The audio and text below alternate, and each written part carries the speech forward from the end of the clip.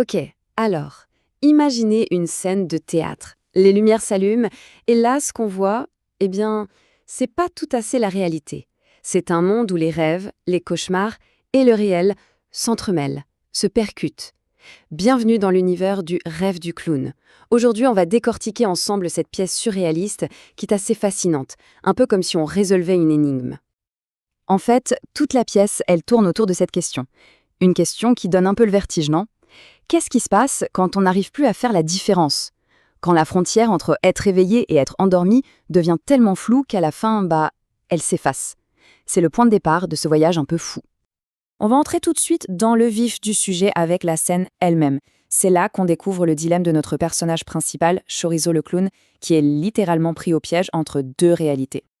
Et la mise en scène, elle est d'une intelligence folle. L'espace est coupé en deux, littéralement. D'un côté, on a le monde tangible, le concret, avec des planches, un marteau, des choses normales. Et de l'autre, le monde du rêve, de l'illusion, avec des objets complètement absurdes comme un miroir qui ne reflète rien, ou encore une machine à bulles papale. C'est dans cette fracture visuelle que tout le drame de Chorizo va se jouer.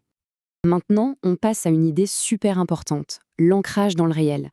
Ce qui est surprenant, c'est que la pièce ne commence pas du tout dans le rêve. Non, elle commence avec les pieds bien sur terre. Et c'est un choix de mise en scène très, très habile. On rencontre donc Jules et Denise, les techniciens. Leur rôle est absolument crucial. Ils nous ramènent direct à la réalité du théâtre, avec leurs petites piques, leurs dialogues bien sentis. Eux, ils représentent la normalité, le monde rationnel, juste avant le grand plongeon dans le n'importe quoi. Et cette citation, elle l'illustre parfaitement. Ce côté très réaliste, presque banal, mais plein d'humour, il sert à créer un contraste saisissant avec tout ce qui va arriver. En établissant cette base de normalité, l'absurdité du rêve qui suit devient encore plus percutante, encore plus forte. On arrive maintenant au moment de la bascule, le rituel vers le subconscient. C'est là qu'on observe comment Chorizo quitte la réalité pour s'enfoncer dans son rêve. Et ça se fait à travers une routine très, très spécifique. Il faut bien regarder ces 4 étapes.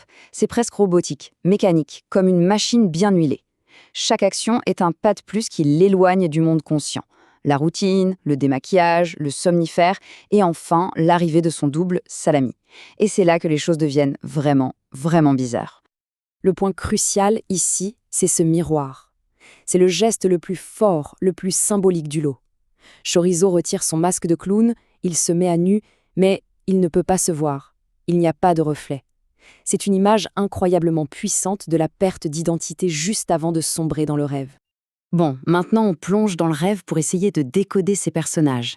Parce que les figures que Chorizo y rencontre, elles ne sont pas là par hasard. Non, ce sont des manifestations directes de son monde intérieur. Alors le premier personnage, c'est Salami, son double. Il n'est ni bon ni mauvais, il est juste la voix du subconscient, une sorte de maître du jeu, de guide qui va emmener Chorizo à travers le labyrinthe de son propre esprit. Et il ne perd pas de temps, il annonce la couleur tout de suite. Et c'est là que réside toute l'astuce. D'entrée de jeu, Salami prévient Chorizo que tout ce qui va suivre, ce n'est qu'une illusion, c'est faux. Mais c'est justement cet avertissement qui sème le doute. Plus on insiste sur le fait que c'est faux, plus on se demande ce qui est vrai. C'est un piège psychologique absolument brillant. La première invitée de ce cauchemar, c'est une ballerine. Mais attention, il faut tout de suite oublier l'image gracieuse et délicate. Cette ballerine-là, elle est très différente. Elle est en fait la personnification des angoisses et des excès de Chorizo. Sa logique est complètement absurde, mais implacable. Elle explique elle-même à Chorizo que son apparence, à elle, dépend directement de ce que lui a mangé. Le rêve transforme littéralement ses actions du monde réel en personnages de chair et d'os. C'est dingue, non? L'histoire, là, elle monte d'un cran. On arrive au conflit ultime avec les grandes figures du bien et du mal. Mais là encore, la pièce s'amuse à détourner tous les clichés. Le diable, ce n'est pas un monstre cornu, non, c'est un homme d'affaires élégant. Et la menace, ce n'est pas la damnation éternelle, mais un simple contrat légal. C'est une critique subtile, le mal devient quelque chose de bureaucratique, de presque banal. Et ça, c'est le véritable coup de génie de la pièce. L'acte final, ce n'est pas une grande bataille épique entre le bien et le mal. Non, c'est une simple signature. En réduisant le conflit ultime à un acte administratif, terriblement banal et désespéré, la pièce nous montre que les plus grands drames se jouent parfois sur un simple bout de papier. Et Chorizo, à bout, signe ce contrat que le diable lui tend dans son propre cauchemar. Ce qui nous amène à la question finale, celle qui, en fait, résume toute l'énigme de la pièce. Si le cauchemar lui-même propose une solution à l'angoisse, une porte de sortie, est-ce qu'on peut encore vraiment appeler ça un cauchemar?